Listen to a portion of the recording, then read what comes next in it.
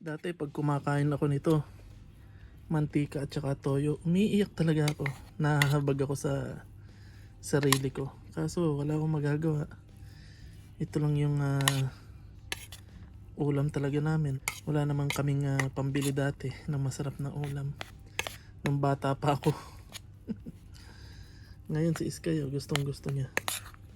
Okay guys, nandito kami sa labas na Sky. Nakakainip sa kwarto kaya lumabas kami. Lalakad-lakad.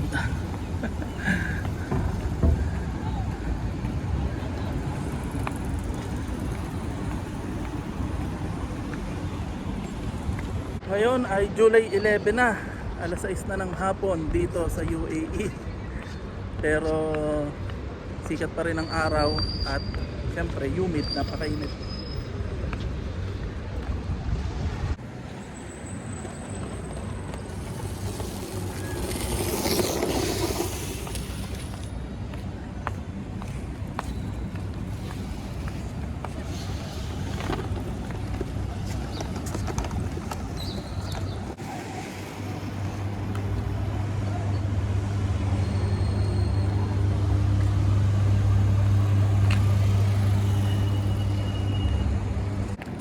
Bihira na talaga ngayon yung company na nag-o-offer ng malaki ang sahod.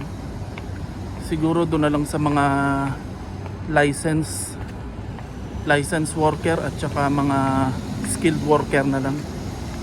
Kapag sa mga mall, sa mga hospitality, ang bababa na.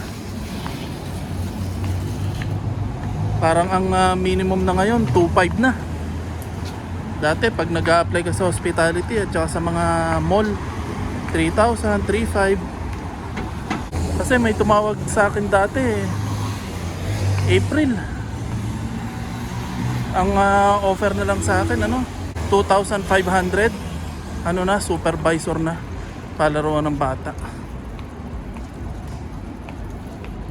Kaya minsan mapapaisip ka talaga kung magtutuloy ka pa dito o magtsatsaga. Pero maraming Pilipino ang nagtsatsaga dito kasi mas mahirap pa rin ang buhay sa Pilipinas.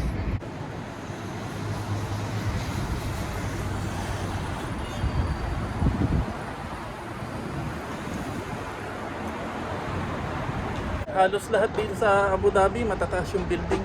Hindi kagaya nung nakatira ko sa Dubai at saka sa Sharjah. Sa Dubai matataas lang yung building sa Sheikh Zayed Road.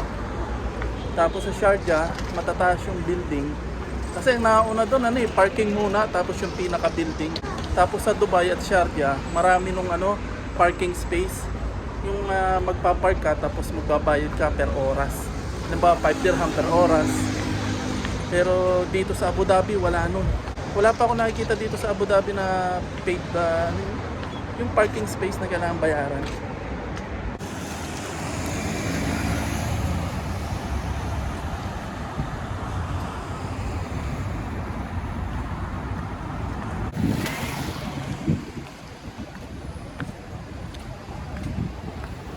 Pero sa Dubai naman may metro, may train.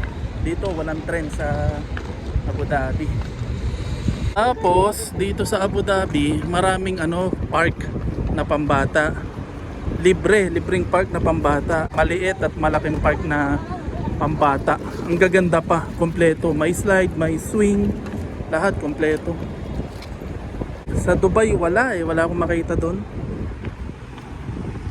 Meron doon yung sa Bill Park. May bayad, mura lang naman, pero isang malaking park yun.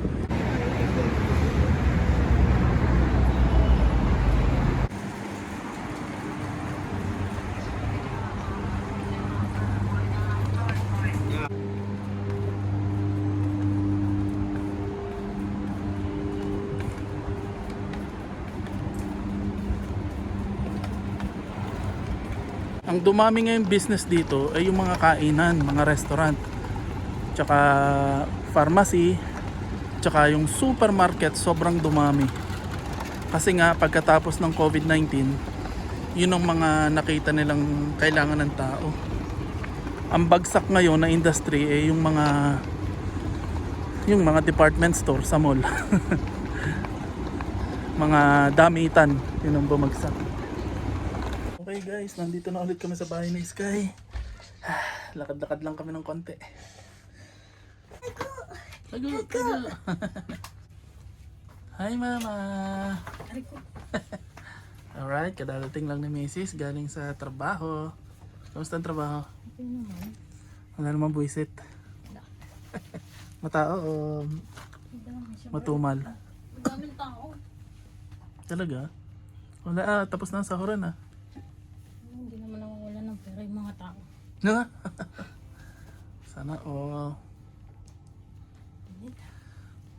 Okay guys, nandito kami sa labas kasi magpapadala si Arlie ng pera sa kaibigan niya. So pupunta kami dun sa Madinat Zayed sa padalahan ng pera.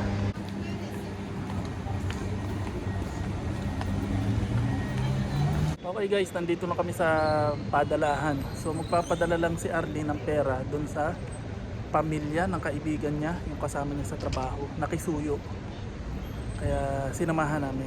So dito muna kami. Dito na lang kami maghihintay ni Sky sa park. At si Arlie na lang yung magpapadala. At ang isa pang dumami dito yung mga naka-on visa. Marami ngayong mga naka-on visa dito simula nung matapos yung COVID-19, yung pandemic. So nung matapos yun, mga naka-on visa na yung mga tao, marami na sila. Tapos ang isa pang dumami dito yung mga itim. Dati bilang na bilang halos walang mga itim dito. Ngayon lahat, kahit saan ka tumingin, puro itim. Mga lahat ng taxi driver itim, lahat ng mga trabahador itim. Dati wala. Ang madami dito dati Pakistan, tsaka yung mga Arabic pero hindi lokal dito. Pero ngayon kukunti na sila, bibihira na sila dito. At ang sobrang dumami talaga yung mga itim.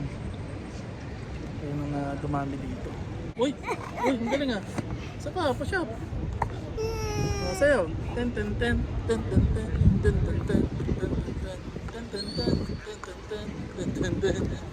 Uy! Ano na si Arlene? Ano, okay na? Magkano pad? Magkano? 16.74. Magdi-17 na 17 na kung round off. Tara na.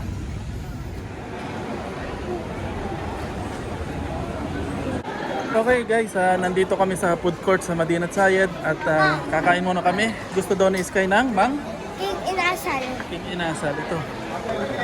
Yes po. So kay Sky itong chicken inasal.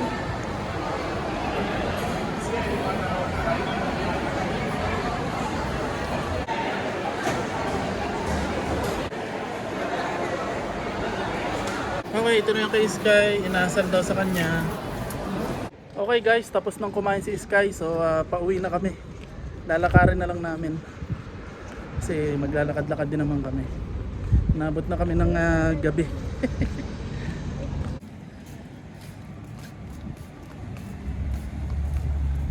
Nandito na kami sa bahay. Ay nako, ngayon ay July 11. Malapit na ang birthday ni Sky. Next week na o next week? Next week na. July 24 birthday na ni Sky. 7 taon na siya. Meron na kaming 7 taon. Pinanganak kasi siya nung bago mag-pandemic, 2019. So paano guys, see you na lang sa aming susunod na video. At huwag niyo pong kalimutang mag-like and subscribe sa aming channel para dumami pa ang aking subscriber. So thank you very much. See you na lang sa next naming video. Bye bye. Bye Arlene. Bye. Ay, shoutout mo si Helen. Ano kasi pa? Shoutout Ellen. Helen ba? Ellen, Shoutout daw sa pagbisita sa sa pagbisita sa Carrefour.